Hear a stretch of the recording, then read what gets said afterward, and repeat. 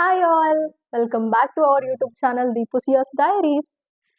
So ఇవాల్టి బ్లాగ్‌లో అమెరికాకి రావడానికి నాకైన టోటల్ ఖర్చెంత, నేను ఎగ్జామ్స్‌కి ఎంత పెట్టాను, వీసా దగ్గర ఎంత పెట్టాను, కాలేజ్ అప్లికేషన్ వాటికి ఎంత పెట్టాననేది క్లియర్‌గా ఒక చిన్న వీడియోలో చెప్దామని అనుకుంటున్నాను. ఎందుకంటే స్టార్టింగ్‌లో నేను తెలియకుండా చాలా మనీ వేస్ట్ చేశాను ఈ ప్రాసెస్‌లో. అలాంటివి మీరు చేయకుండా ఉంటారని చెప్పేసి ఈ చిన్న వ్లాగ్ తీద్దాం అనుకుంటున్నాను. So let's get into the video.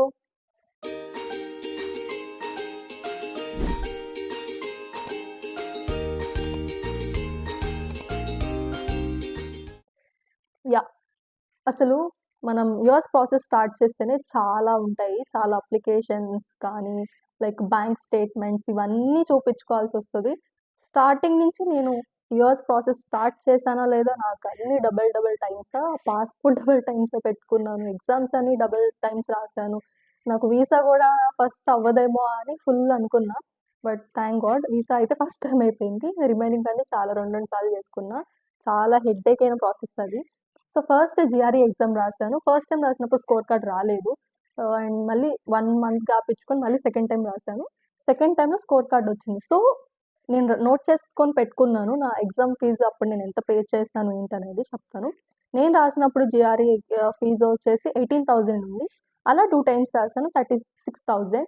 So GRE రాస్తేనే మనకి మంచి మంచి పెద్ద పెద్ద యూనివర్సిటీస్ వస్తాయి కాబట్టి ఇది మ్యాండేటరీ ఎగ్జామ్. సో కాంప్రమైజ్ అవ్వకుండా 2 టైమ్స్ అయినా, 3 టైమ్స్ అయినా రాయాలని చెప్పి రాశాను. అండ్ టోఫిల్ నెక్స్ట్ 17,000 అయింది. అది కూడా 2 టైమ్స్ రాశాను. మళ్ళీ థర్డ్ టైమ్ కూడా రాద్దామా అనుకునేలోపు నా ఫ్రెండ్స్ చెప్పారు, "ఎందుకు నువ్వు టోఫిలే రాసావు, డ్యూలింగ్ కూడా రాసుకోవచ్చు కదా! వాటిల మీద కూడా చాలా మంచి కాలేజెసే వస్తాయి. నీకు పర్సెంటేజ్ మంచిగా ఉంది కదా!" అని చెప్పన్నారు. అవును కదా! ఇలా నాకెవరు చెప్పలేదు. అందుకే 2 టైమ్స్ రాశానని చెప్పి అప్పుడు రిగ్రెట్ ఫీల్ అయ్యాను. సో ఇన్ కేస్ మీకు కూడా 1 టైమ్ రాసినప్పుడు టోఫిల్ రాలేకపోతే స్కోర్ కార్డ్ రాకపోతే మీరు డ్యూలింగో రాసేసుకోండి. మీకు గనుక మంచి పర్సెంటేజ్ అలా ఉంటే డ్యూలింగో ప్లస్ జీఆర్ఈతో చాలా మంచి యూనివర్సిటీసే ఉన్నాయి ఇక్కడ.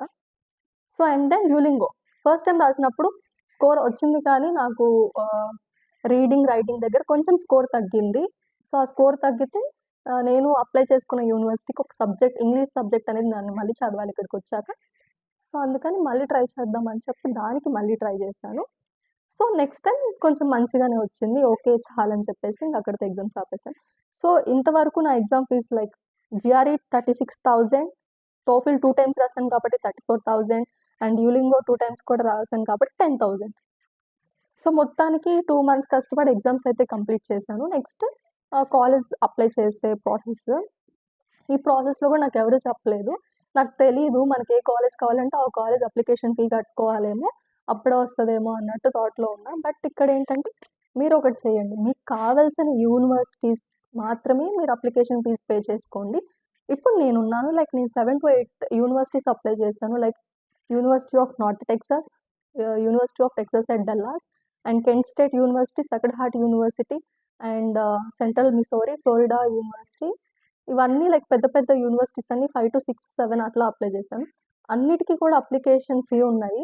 నాకు తెలీదు అనవసరంగా అప్లై చేశాను. నాకు అన్నిటి నుంచి అడ్మిట్ వచ్చింది. I-20 వచ్చింది. బట్ నేను ఎళ్ళాల్సింది ఒకటే కాలేజ్‌కి కదా!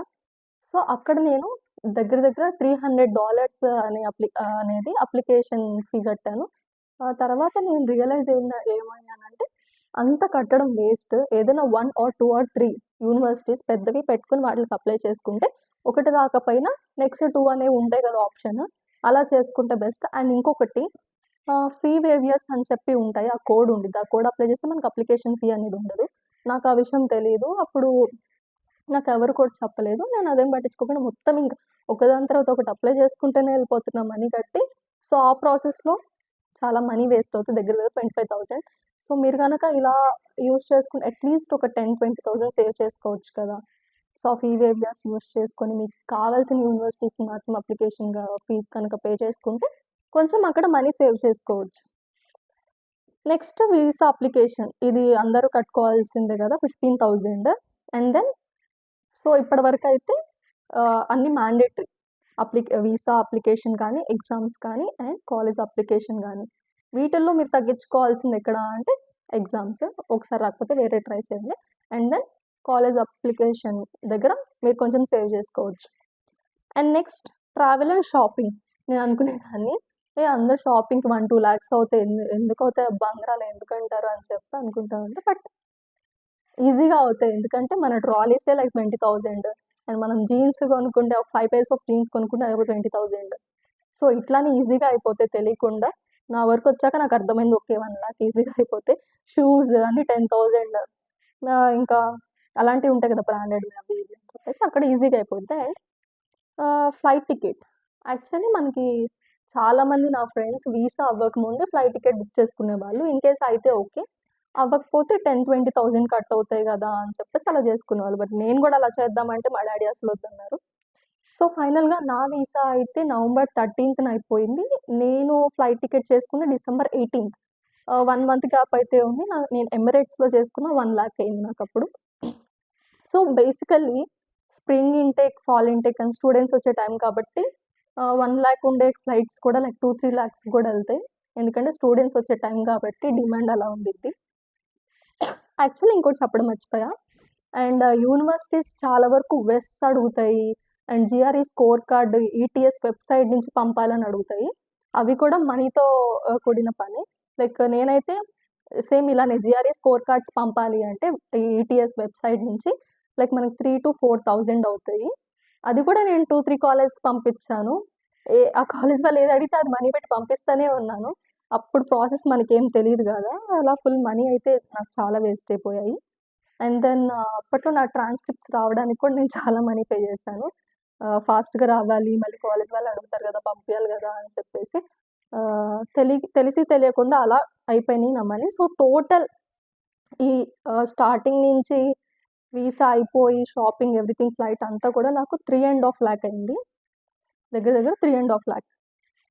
సో, ఈ వీడియో ద్వారా మీరు కూడా కొంచెం అట్‌లీస్ట్ ఒక 30,000-40,000 అయినా మీకు సేవ్ అయిద్దని అనుకుంటున్నాను. ప్రతి ప్రాసెస్ కూడా మీరు కనుక్కోండి. మీ ఫ్రెండ్స్‌ని ఇక్కడ ఉన్న వాళ్ళైనా కనుక్కోండి. వెబ్‌సైట్స్‌లోకెళ్ళి చూడండి. అండ్ టెలిగ్రామ్స్, వాట్సాప్ గ్రూప్స్‌లో జాయిన్ అవ్వండి. అక్కడ కూడా ఉంటాయి లైక్ కోడ్స్, ఫీ వేవియర్స్ అవి ఇవి పెడుతూ ఉంటారు. సో, ఇవన్నీ చెక్ జేసుకోండి. సో, అదండి నాకు అమెరికా రావడానికి అయిన ఖర్చు. అండ్ ఇంకొకటి చెప్పడం మర్చిపోయాను. మన బ్యాంక్ స్టేట్‌మెంట్స్ అన్నీ కూడా చూపిస్తాం గదా! ఆ ప్రాసెస్‌లో గూడా కొంచెం మనీ అనేది అయిపోయిద్ది. ఖర్చయిపోద్ది. సో, నేనైతే మా డ్యాడీ ఓన్ బిజినెస్ మనీ ఉంటే వాటిలతోనే నేను చూయించుకున్నాను. సో, అలా కొంచెం అక్కడ సేవ్ చేశాను. అండ్ అకామిడేషన్ ఎలా వెతుక్కోవాలి అని చాలా భయం ఉంటది గదా! మన వీసా అయిపోయాక నెక్స్ట్ అమ్మో! అకామిడేషన్ ఎక్కడుండాలి ఏంటి? చాలా మందికి ఎవరు ఉండరు కదా! అలా వస్తారు. సో, లైక్ కొన్ని కాలేజ్‌లయితే కాలేజ్ వాళ్ళే ప్రొవైడ్ చేస్తారు అకామిడేషన్. కొన్ని, అన్ని కాదు. అండ్ మీకెవరైనా ఇక్కడ సీనియర్స్ ఫ్రెండ్స్ ఉంటే వాళ్ళ ద్వారా మీరు అకామిడేషన్ ఎతుక్కోవచ్చు. లేదు అంటే like WhatsApp groups, college groups, టెలిగ్రామ్స్‌లో అక్కడ ఉంటాయి గదా! వాటిలో జాయిన్ అయ్యి అలా కమ్యూనికేట్ చేసుకొని అకామిడేషన్ అనేది వెతుక్కోవచ్చు. సో, ఐ హోప్ ఈ వీడియో చూస్తే మీకు లిటిల్ ఇన్ఫర్మేషన్ అయినా వస్తుందని నేను అనుకుంటున్నాను. ఆహ్, ఇంకా మీకు ఏ టైప్ ఆఫ్ వీడియోస్ కావాలి అనేది నాకు కమెంట్ చేయండి. నేను ఇన్ఫర్మేషన్ కనుక్కొని ఇలా షేర్ చేస్తూ ఉంటాను. That's it for this video. Please do like, share and subscribe.